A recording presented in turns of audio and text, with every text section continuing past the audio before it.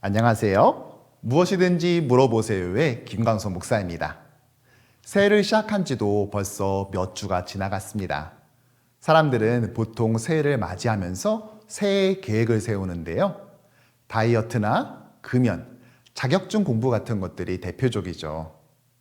그렇다면 우리 성도들의 새해 계획은 어떤 것이 있을까요? 대표적인 것이 아마도 성경 통독일 것입니다.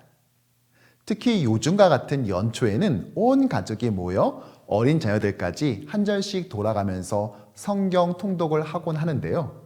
그런데 이때 갑작스러운 위기가 닥칠 때가 있어요. 성경의 첫 번째 책인 창세기를 펼치면 천지창조가 나오는데 자녀들이 이렇게 질문합니다. 아빠, 성경은 진리라고 했지? 하나님이 모든 동물을 만들었네? 그렇지. 그런데 왜 성경에는 공룡이 없어? 이렇게 질문한다는 것이죠.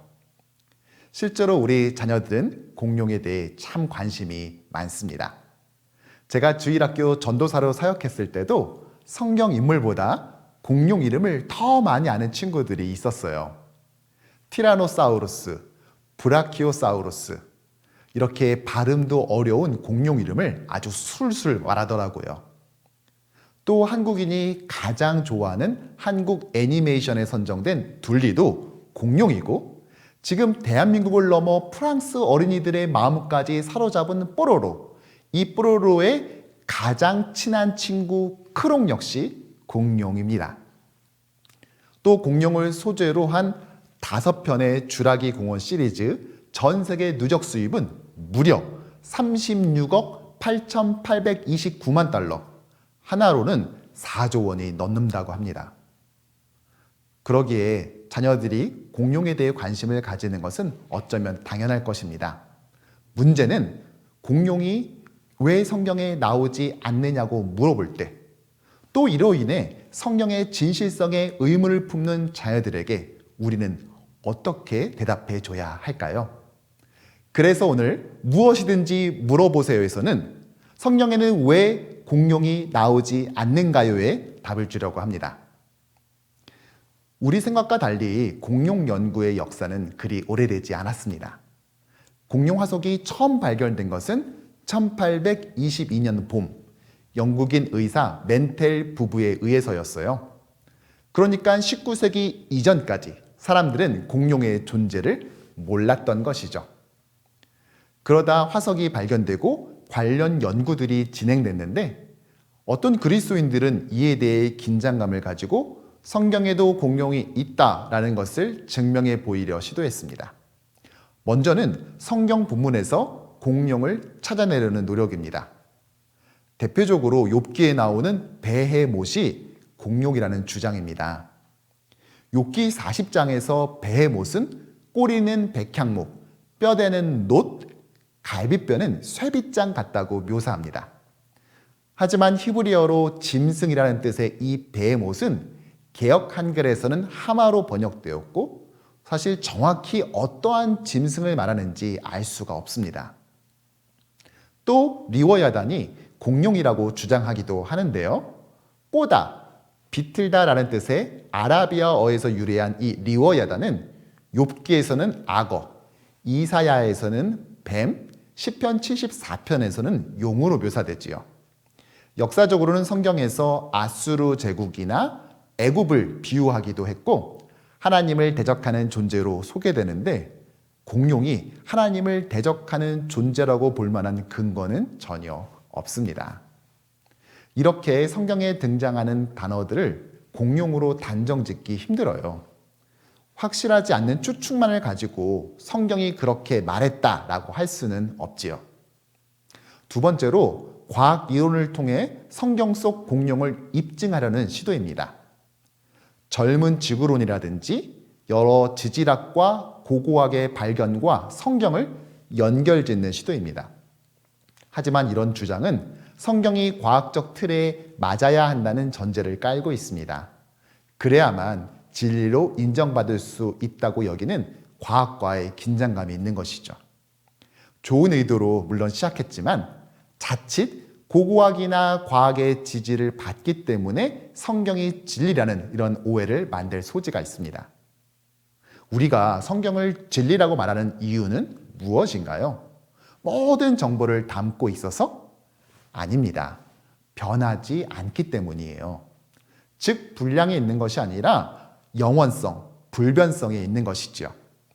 하나님의 성품, 예수님의 유일한 구원자 되심은 수천 년이 지나도 결코 변하지 않기에 진리인 것입니다. 따라서 성경이 명시적으로 공룡의 창조나 멸종을 담고 있지 않다고 해서 진리가 아닌 것은 결코 아니지요. 그러면 성경은 왜 공룡을 언급하지 않을까요? 그것은 성경을 기록한 목적이 아니기 때문입니다. 예를 들어 이것은 제가 한국에서 실제로 봤었던 1997학년도 대학 수학능력평가 외국어 영역 33번 문제입니다. 내용은 열대우림과 같은 생태계는 갑자기 나타나는 것이 아니라 마치 사람이 유아에서부터 성인까지 자라나듯 오랜 시간에 걸쳐 형성된다는 내용이에요.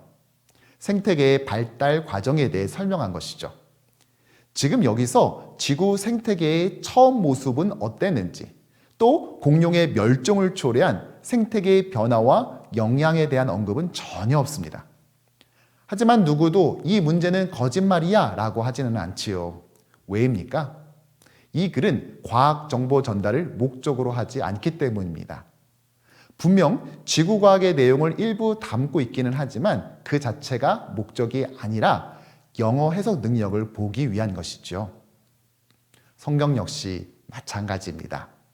성경에는 과학과 역사, 인문학적 내용을 담고 있지만 그 자체를 목적으로 기록하지는 않았습니다. 그렇다면 성경의 기록 목적은 무엇인가요? 두 가지로 정리할 수 있어요. 첫 번째로는 어떻게 하면 구원을 얻을 수 있는지 답을 주기 위해서입니다.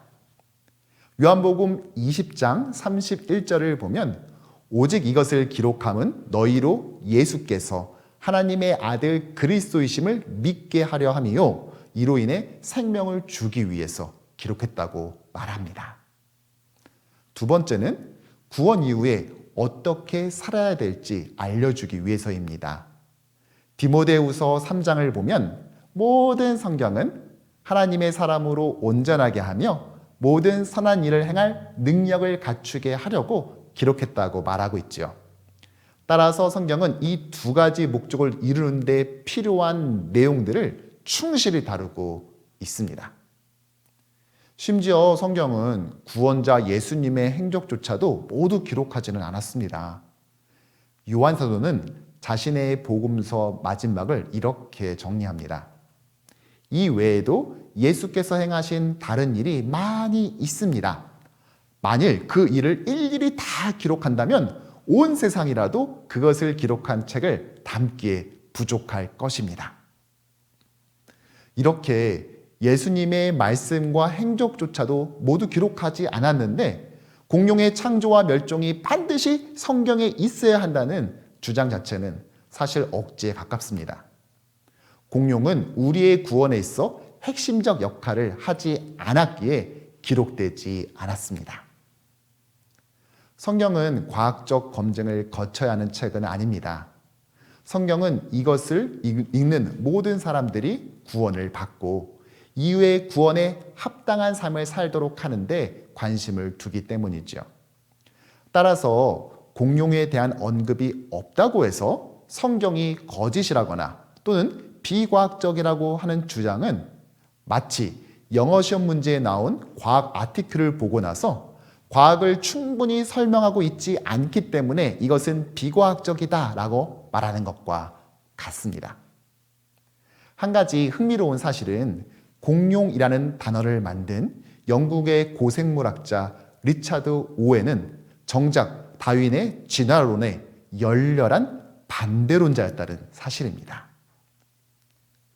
제가 어렸을 때 본 아기 공룡 둘리의 경우 둘리는 육식 공룡인 케라토사우루스이고 둘리의 엄마는 초식 공룡인 브론토사우루스예요.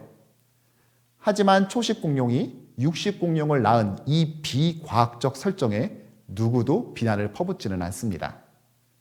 비록 엄마와 떨어져 살지만 좌절하지 않는 둘리처럼 꿈을 가지고 씩씩하게 자라는 어린이가 되자는 메시지가 둘리의 목적이기 때문이죠. 물론 성경은 애니메이션과 비교 자체가 불가능한 역사적 사실이며 진리이고 하나님의 말씀입니다. 또 영생을 주는 유일한 책이지요. 하지만 우리가 궁금해하는 세상의 모든 지식을 담은 백과사전은 아닙니다. 그러므로 우리는 성경의 핵심 메시지, 하나님께서 우리를 너무나 사랑하셔서 독생자 예수님을 주셨고 우리 역시 하나님과 이웃을 사랑해야 한다는 이 교훈을 자녀들과 나누는데 초점을 맞춰야 할 것입니다. 그리고 이런 사실은 수천 년 전이나 지금이나 변하지 않기에 성경은 진리라고 우리 자녀들에게 자신 있게 말해줘야 합니다. 어떠세요? 이제 보다 즐겁게 자녀들과 성경을 읽을 수 있겠죠? 한 조사 결과에 의하면 약 8%만이 새해 계획을 이룬다고 해요. 오늘 이 강의가 성경 통독의 장애물 하나를 덜어주는 도움이 되기를 소원하고 아울러 자녀들과 함께 말씀으로 충만한 한 해 되기를 간절히 소원합니다.